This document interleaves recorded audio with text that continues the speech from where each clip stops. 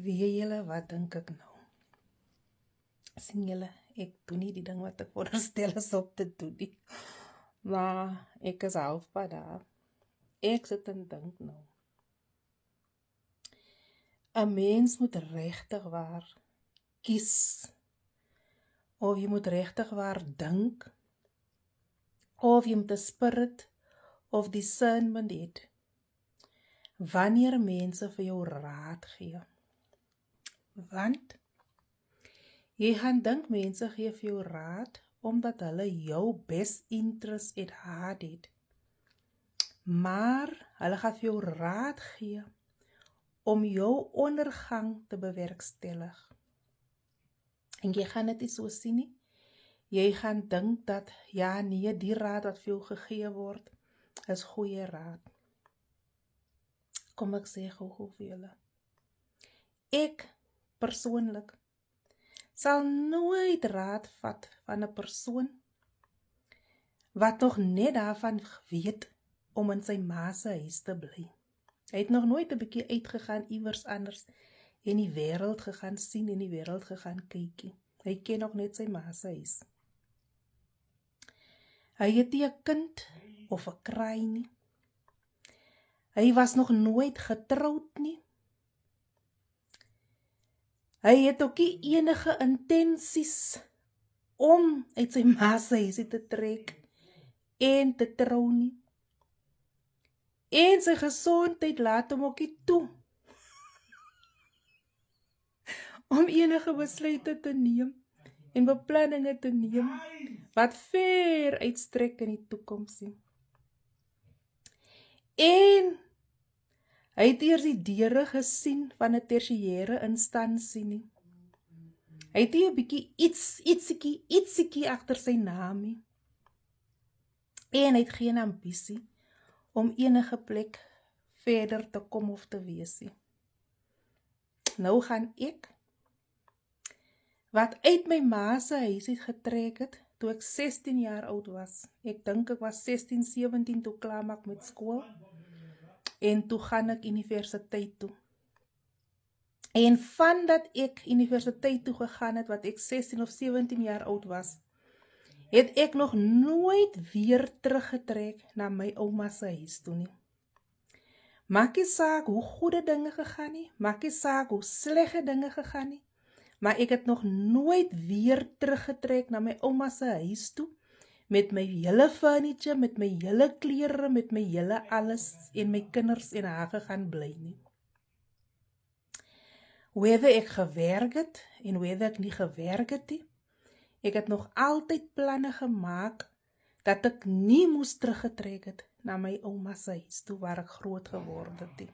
Nou dink toe nie daaraan. Ek huil en ek skree elke dag. Ek wil na my ma se huis toe gaan. Ek wil na my ma se huis toe. Ja. Wow. Ek het uit my ma se huis uit getrek, uit my ouma se huis uit getrek. Universiteit toe gegaan. My kwalifikasie gekry. Kinders gekry. Ek het 'n huis gekoop. Ek het getrou. Ek is nog besig om te skei, maar ek het getrou. Ek was in 'n bestuurdersposisie, een van die hoogste posisies gewees by die munisipaliteit. Ek werk nou in die wetgewer, ja, is nie elke dag rooskleurig waar ek werk nie, maar ek werk nou by die wetgewer, werk ek huidiglik. Ek werk vir die vinnigste groeiende political party huidiglik in die land in. Werk ek voor. Ja, ek het nog nie weer my eie huis gekoop nie. Ja, ek het al die benefits wat ek graag sal wil hê nie. Maar ek lê onder my eie dak, alles te gehuurde dak. Ek by elke maand by die Patriotic Alliance by ek, want ek werk en ek doen my werk, wat ek veronderstel is om te doen, dit doen ek. Nou gaan ek raad soek Ek het 'n honeurs, né? Ek het 'n postgraduate diploma in labor law. Ek wil nou huidiglik my 3de kwalifikasie wil ek doen, maar ek het nie geld om dit te doen nie. Nou gaan ek na jou luister, dat in jou ma se huis bly. Nie 'n kind of 'n kraai het nie. Nie 'n kwalifikasie agter jou naam het nie. Nie eers 'n supervisor posisie geryg het nie. En ek vat raad van jou af. Let it make sense. Let it make sense. Ek is nie ongeskik nie. Al wat ek sê is dat jy moet 'n gees van onderskeiding hê van wie af jy raad vat en raad waardeer. Nie almal wat vir jou raad gee, het jou best interest in hart nie. Hulle gaan vir jou van die wal af, gaan hulle vir jou lei, tot in die sloot gaan hulle vir jou lei.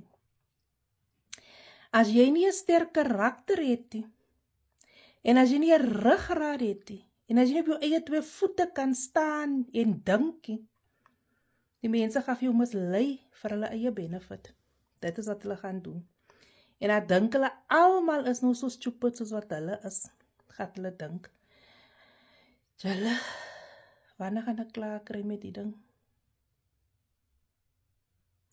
Ek begin nou eintlik myself jammer te kry. Bye bye, Julle.